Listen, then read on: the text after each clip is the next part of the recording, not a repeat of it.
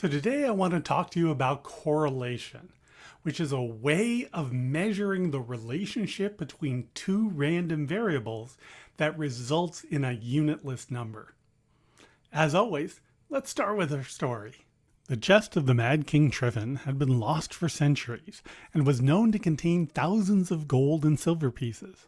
In fact, the explorer modeled the treasure as being equally likely to contain 00, 01, 02, 12, or 11, where, for instance, 1, 2 would mean that there are 1,000 gold pieces and 2,000 silver pieces. What is the correlation between the number of gold pieces and the number of silver pieces?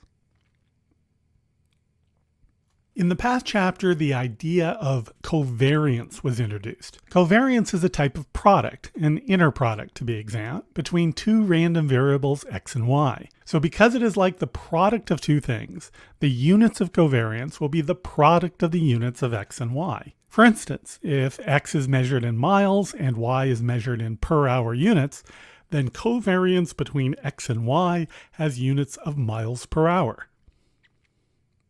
It is often useful to have a measurement of the relation between x and y that is unitless. For instance, the angle formed by two displacement vectors v and w is such a measurement. It is unaffected by the length of the individual vectors. To accomplish this with random variables, think about the following. First, since the variance of x equals the covariance of x with itself, so variance of x has units equal to the square of the units of x. Hence, the standard deviation of x equals the square root of the variance of x has units equal to the units of x. Finally, that means that x divided by the standard deviation of x is unitless. It does not have any units at all. If both x and y are centered and then inversely scaled by their standard deviation, the result is unitless. The covariance of these scaled random variables is called the correlation of the original random variables. Remember that scaling can be pulled out of an inner product, which means that the covariance of x divided by its standard deviation with y divided by its standard deviation equals the covariance of x and y divided by the standard deviation of x and divided by the standard deviation of y. This gives rise to the following definition of correlation. The correlation between integrable random variables x and y with finite covariance and non-zero standard deviations is defined as the correlation between x and y is the covariance of x and y divided by the standard deviation of x times the standard deviation of y. To calculate the correlation between two random variables x and y, it is necessary to calculate the mean of x, the mean of y, the mean of x squared, the mean of y squared, and the mean of x times y.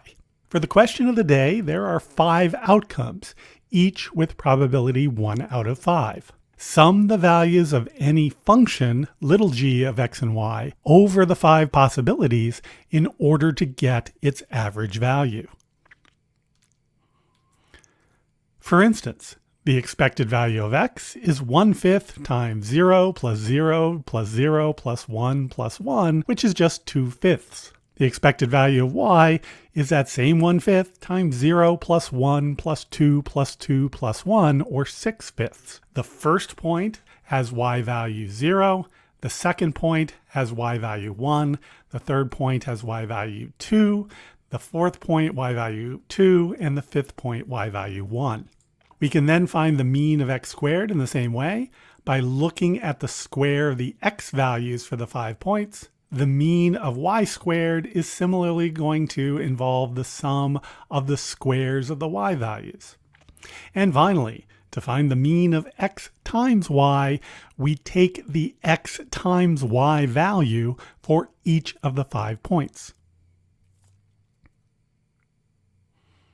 Once we have those values, we plug them into the formula. Correlation is the covariance, which is the expected value of x times y minus the expected value of x times the expected value of y over the standard deviations, which are the square root of the variances, which can be found by the expected value of x squared minus the expected value of x quantity squared.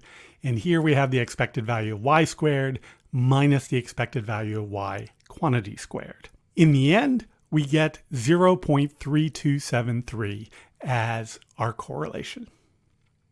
Correlation measures how aligned the random variables are. For instance, suppose that y is just 2 times x, then they're very aligned. And the correlation between x and 2x will be the covariance between x and 2x over the standard deviation of x and the standard deviation of 2x. Both the covariance and the standard deviation, we can pull out a factor of 2, and so they cancel to give 1. So the correlation between x and 2x is just 1. Now suppose that we look at the correlation between x and negative 2 times x. Well, now the covariance, we factor out a negative 2, but when we factor the negative 2 out of the standard deviation, it becomes absolute value of negative 2. So instead of getting plus 1, we end up with negative 1.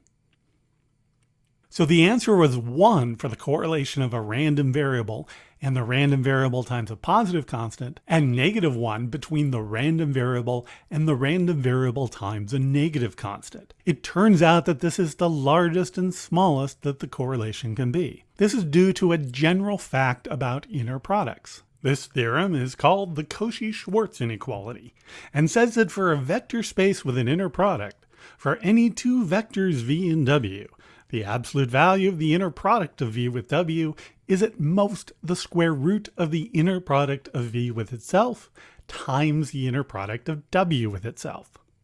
In addition, equality holds if and only if there exist real numbers alpha and beta, at least one of which is non-zero, such that alpha times v plus beta times w equals 0. For displacement vectors, having a dot product of 0 means that the vectors are perpendicular or orthogonal to one another. When the correlation between x and y equals 0, we call the random variables uncorrelated. Two random variables, x and y, are uncorrelated if their correlation exists and is 0. Correlation is about how the average value of variables relate to each other. Independence is stronger than uncorrelated, as independence says that knowing one variable has no effect on the distribution of the other variable. That is, x and y independent means that the conditional distribution of x given y is the same as the distribution of x.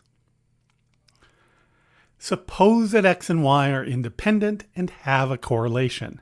Then that correlation is 0. To prove this, suppose that x and y are independent.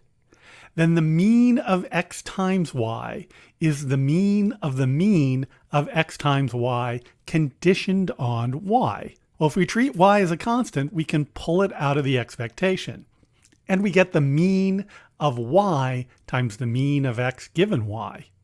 Well, if x and y are independent, then x given y is just x. And so this is the expected value of y times the mean of x. And now the expected value of x is a constant that we can pull out to say that this equals the mean of x times the mean of y. So their covariance is 0. In other words, independent random variables are uncorrelated. However, the converse is not always true. Random variables can be uncorrelated, but still dependent. For example, suppose that the pair x, y is uniformly drawn from -1, -2, or -1, 2, or 1, -1, or 1, 1. Intuitively, these two random variables are dependent because knowing if x is -1 or 1 changes the distribution of y. They are uncorrelated because knowing if x is -1 or 1 does not change the fact that the average value of y is 0. Formally, the probability that x is -1 and y is -1 is 0.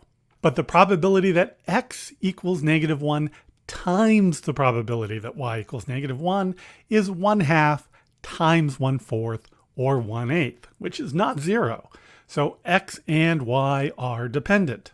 Now for correlation, we can calculate the expected value of x to be 0, the expected value of y is going to be 0, and the expected value of x times y is 0. So the covariance is 0 minus 0 times 0, or just 0. Hence, they are uncorrelated. Now, many inner product properties carry over to the variance and covariance. The first is the extension of the Pythagorean theorem to non-orthogonal vectors. For any inner product norm, the square of the norm of the sum of the vectors is equal to the sum of the squares of the vectors plus the sum over I not equal to j of the inner product between v sub I and v sub j. The proof just follows from the distributive rules. When we multiply v1 plus up through v sub n times itself inside our inner product, we get the square of the norm of the sum of the vectors. But if we go ahead and use distribution, we end up with the sum as y goes from 1 to n of the inner product of v sub I with itself, plus the sum over I not equal to j of the inner product of v sub I with v sub j. Now the inner product of v sub I with itself is just the square of the norm of the vector v sub I. And that finishes the result. Now in terms of variance and covariance, this means the following. If x sub 1 up through x sub n are random variables with finite variance where each pair has finite covariance, then to find the variance of the sum of the random variables, we add the sum of the variances of the random variables, plus we sum over I less than j of the covariance of x sub I and x sub j, and then to also count the covariance of x sub j with x sub I, we just multiply by 2. Now, when the inner products, v sub I, v sub j, are 0, in displacement vectors, that means that they're orthogonal or perpendicular or at right angles to each other. So that gives the Pythagorean theorem, which says that if the inner products between v sub I and v sub j are 0 for all I not equal to j, then the square of the norm of the sum equals the sum of the squares of the norms. In Euclidean space, this is often called the distance formula. In probability, the square of the norm of x is just the variance of x. So it gives the following. If each pair in x sub 1 up through x sub n is uncorrelated, then the variance of x sub 1 summed up through x sub n equals the sum of the variances of the individual random variables. Or in terms of standard deviation, the standard deviation of the sum of the random variables, quantity squared, equals the sum of the squares of the standard deviations of the original random variables. Remember that independent random variables are always uncorrelated, so the theorem applies to the sum of independent random variables as well. In addition, scaling a vector changes the standard deviation by a factor equal to the absolute value of the scale, which gives the following fact about sample averages. If x sub 1 up through x sub n are IID distributed as x with finite standard deviation, then the standard deviation of the sample average, x sub 1 plus x sub 2 up through x sub n divided by n, equals the standard deviation of one of the random variables divided by the square root of n. Now consider how one might prove the Cauchy-Schwarz inequality. The Cauchy-Schwarz inequality says that the absolute value of the inner product is at most the product of the inner product norm of the two vectors. Equality holds only when the two vectors are linearly dependent. That is, when there exist scalars alpha and beta, not both 0, such that alpha times v plus beta times w equals 0. In probability, this says that the absolute value of the covariance between x and y is at most the standard deviation of x times the standard deviation of y, with equality when x equals alpha y or y equals alpha x for some alpha. The proof that I'm about to give holds for general inner products. If w equals 0, then both sides are 0. Equality holds, and v and w are linearly dependent. So let's assume that w does not equal 0. Then the inner product of w with itself is greater than 0. So let lambda be the inner product between v and w divided by the inner product of w with itself. By the positive definite property of the inner product, we know that the inner product of v minus lambda w with itself is greater than or equal to 0. We can then use linearity and symmetry to multiply out the right-hand side to get the inner product of v with itself minus twice lambda times the inner product of v with w plus lambda squared times the inner product of w with itself. Now let's bring back that lambda is the inner product of v with w divided by the inner product of w with itself to say that this equals the inner product of v with itself minus twice the inner product of v and w squared divided by the inner product of w with itself plus the inner product of v with w squared times the inner product of w with itself divided by the inner product of w with itself squared. Well, one of those inner products of w with itself cancels, and then we can combine these last two terms to say that this equals the inner product of v with itself minus the inner product of v with w squared divided by the inner product of w with itself. Well, we can solve for the inner product of v with w squared and say that that is less than or equal to the inner product of v with itself times the inner product of w with itself. Because everything is non-negative, we can go ahead and take the square root of both sides, and we find that the absolute value of the inner product of v with w is at most the square root of the inner product of v with itself times the inner product of w with itself. Now, if equality holds, we know from our properties of the inner product that means that v minus lambda w has to equal 0 or w itself had to equal 0. In the latter case, v minus lambda times w equals 0, so v and w are also linearly dependent, which completes the proof. So that's how you find the correlation between two random variables. See you next time.